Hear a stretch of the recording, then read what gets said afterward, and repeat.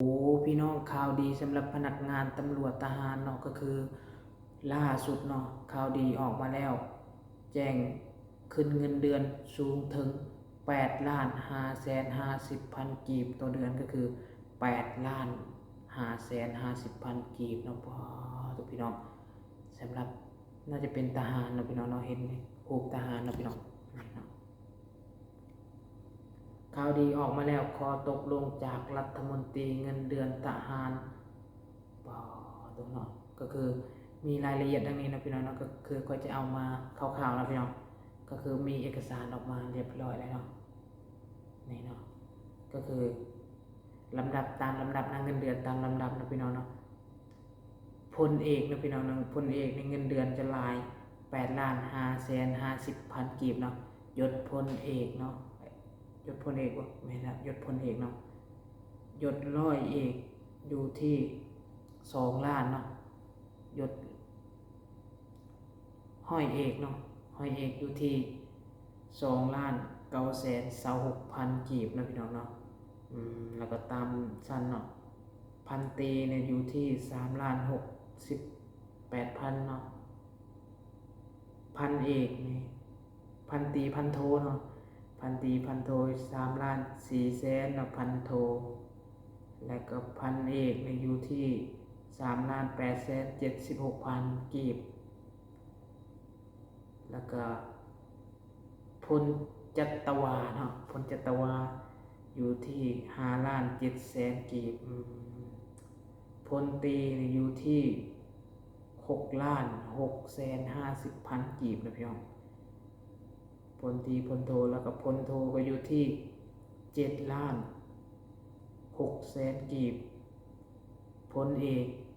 อยู่ที่8,550,000กีบก็คือน่าจะเป็นยศชูงจุดเนาะได้เงินเดือนประมาณ8 ล้านเนาะ8 ล้านตีกงๆก็ประมาณ10,000 กว่าบาทเนาะพี่น้อง10,000 กว่าบาทเนาะก็ถือว่าโอเคอยู่ได้เริ่มปรับขึ้นลายแล้วเนาะสำหรับพนักงานทหารตำรวจเนาะอันนี้น่าจะขึ้นให้ทหารว่าเห็นว่าช่วงนี้ข่าวก็มีโอกาสที่จะเกิดสงครามเนาะก็เลยต้องอัดฉีดกำลังใจหรือว่าอย่างต่างๆนะพี่น้องเพื่อเป็นแรงจูงใจให้พนักงานในบ่ออกเนาะก็คือข่าวที่ผ่านมาเห็นบอกว่าทหารนี่ยังตำรวจเนาะบางคนก็สู้บ่ไหวเนื่องจากว่าเงินเดือนน้อยเนาะอาชีพที่มีเกียรติมีศักดิ์ศรีของคนลาวเมื่อก่อนเนาะตอนคนยังน้อยนี่ก็ฟันนะไปอยากเป็นทหารเนาะฟันอยากเป็นทหารแต่โดยที่ว่าหลายอย่างมันบ่เอื้ออำนวยนะก็เลยบ่ได้เป็นทหารเนาะก็เลยได้เป็นประชาชนธรรมดาทั่วไปเนาะมาคิดเบิ่งแล้วก็บ่ฮู้ว่าถูกหรือผิดเนาะมันก็โชคร้ายแล้วก็โชคดีเนาะพี่น้องนะโชคดีก็คือบ่ได้เป็นเนาะซึ่งถ้าจะเป็นก็เฮาบ่มีเส้นบ่มีสายเนี่ยก็คือสิได้ชั้นน้อยๆเนาะอันนี้บ่ฮู้นะอันนี้ตามที่ความคิดของข้อยเองเนาะพี่น้องเนาะความคิดของข้อยเองคิดว่าถ้าเฮาบ่มีเส้นบ่มีสายก็น่าจะบ่ได้ไปไกลนะคิดว่านะแต่สำหรับคนที่มีเส้นมีสายอาจจะไปได้ไกลเนาะก็อาจจะคิดที่จะเลือกเป็นทหารเนาะแต่ถ้าบ่ดูชาวไร่ชาวนาคือเฮานี่นะน่าจะ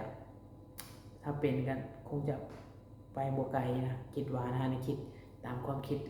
ส่วนตัวนะพี่น้องเนาะก็ได้มาเป็นแรงงานขายแรงอยู่ประเทศไทยเนาะก็ถือว่าบ่ได้ดีปานใดแต่ก็บ่ได้แย่ปานใดปานกลางเนาะพี่น้องเนาะปานกลางก็คือเงินเดือนก็พอสู้ไหวอยู่เนาะพอสู้ระดับอิหยังห้อยเอกห้อยโทอยู่เนาะห้อยเอกห้อยอิหยังก็ว่าห้อยเอกพันตรีอยู่เนาะก็คือพอสู้กันได้อยู่เนาะก็ประมาณอยู่ถ้าเทียบใส่บ้านเฮาก็ค่อยก็อาจจะอยู่ที่พลจัตวาพุ่นแหละเนาะเทียบเงินเดือนก็ประมาณพุ่นแหละเนาะประมาณ4-5 ล้านกีบประมาณนี้แหละเนาะก็คือพอได้อยู่เป็นแรงงานขายแรงอยู่ประเทศไทยเนาะแต่อาจจะสวัสดิการอยู่ประเทศลาวก็อาจจะบ่มีคือนายพลนายพันนายทหารคืออยู่บ้านเฮาดอกเนาะแต่ก็พอได้เลี้ยงครอบครัวเนาะคิดว่านะแต่ก็อันนี้บ่ได้ดูถูกนะแต่ก็เพิ่นปรับมาให้ปานนี้ก็คือว่าหลายแล้วเนาะจากเมื่อก่อนในล้าน5 ล้าน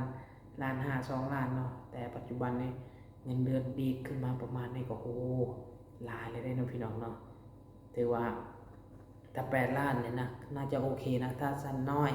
8 ล้านนะก็น่าโอเคแต่นี่มันสั้นใหญ่แล้วอยู่8 ล้านเนาะสำหรับพี่น้องหรือว่าคนลาวหรือว่าจังไดเนาะถ้าผู้ใดที่เขามาเบิ่งคลิปก่อนเนาะก็อย่าลืมคอมเมนต์มาแลกเปลี่ยนกันเนาะว่าจังไดโอเคบ่เนาะพี่น้องเนาะดีใจบ่เนาะก็คือรัฐบาลก็เริ่มจะปรับเงินเดือนขึ้นเรื่อยๆเรื่อยๆเนาะอนาคตอาจจะฮอด10 ล้านเนาะต่อเดือนนะอนาคตนะแต่บ่ฮู้ว่าตอนใดแต่ในกับบางคนก็ยังบ่เชื่อบอกว่าขึ้นแท้บ่หรือเป็นข่าวตัวเนาะก็ถ้าเบิ่งมันมีเอกสารออกมาชัดเจนว่าเพิ่นเตรียมขึ้นเงินเดือนให้เนาะพี่น้องเนาะก็ถือว่าถ้าขึ้นให้ดีก็ยินดีนำทหารตำรวจเนาะหรือว่าทหารเนาะยินดีนำอ้ายนอกทหารเนาะพี่น้องเนาะก็คือถือว่าเพิ่มให้หลายอยู่ค่าสวัสดิชีวิต ค่าสวัสดิการเนี่ยก็น่าจะเพิ่มขึ้นไปเนาะก็ยินดีนำนี่แหละเนาะเพื่อเป็นกำลังใจให้หัวของชาติลาวเฮาเนาะพี่น้องเนาะคนลาวเขาก็น่าจะดีใจนะสำหรับพนักงานทหารนะบ่ฮู้ว่าเพิ่นเอาขึ้นให้ทางประชาชนหรือว่าเอาขึ้นให้แต่ทหารน่าจะเอาขึ้นให้แต่ทหารเนาะตำรวจนี่ก็บ่แน่ใจคือกันนะต้องไปหาเบิ่งอยู่ข่าวเพิ่นเลยเนาะข้อยก็บ่ได้อ่านเบิ่งรายละเอียดนะพี่น้องเนาะเห็นแค่นี้ก็เลยเอามาเลยเนาะผู้ใดที่อยากเอาไปเบิ่งก็ไปเบิ่งได้เนาะพี่น้องอยู่ไสเดี๋ยวก็จะหานั่นให้เบิ่งเนาะว่าคนเก็บมาแต่ไสเนาะ NN New เนาะนี่เนาะ NN New เนาะพี่น้องรายละเอียดก็อย่าลืมไปเบิ่งนะพี่น้องเนาะน่าจะเป็นเงินเดือนทหารเนาะประมาณนี้นะพี่น้องเนาะน่าจะอยู่รอดกันอยู่ชั้นใหญ่นะแต่ชั้นน้อยนี่ก็ถือว่ายังน้อยอยู่นะเงินเดือน2 ล้านปลาย2 ล้านเกือบ3 ล้านนี่ถือว่ายังน้อยนะขั้นต่ำมันถ้าให้อยู่รอดแต่แท้เห็นหลายๆคนเขาบอกว่า5 ล้านนี่พอได้เดือนชนเดือนนะถ้า8 ล้านนี่ก็น่าจะมีเงินเก็บอยู่อย่างประมาณนี้นะแต่บางคนก็บอกว่า10 ล้านยังบ่พอใช้เลยประมาณนี้นะพี่น้องเนาะก็คือยุคนี้ข้าวของยังมันแพงหลายอยู่บาทเนาะแพงหลายเนี่ยถ้าคิดเป็นเงินบาทก็คือเขาขายก็จะคิดเรทเป็นบาทมันเนาะแล้วเงินกีบเนาะ เมื่อก่อนเนี่ย ถ้าเมื่อก่อนเนาะเงิน 1,000 บาท 250,000นี่ก็โห1 ล้าน 5นี่ก็อยู่ได้โดนเนาะเป็นเดือน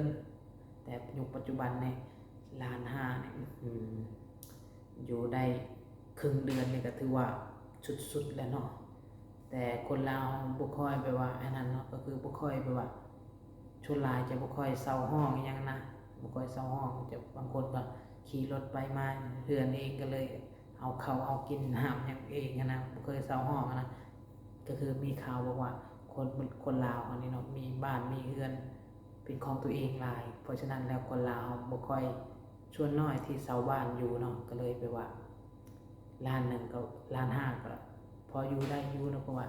กินข้าวเองบางคนก็อาจจะพายข้าว หรือว่าถือข้าวจากเฮือนไปกินอยู่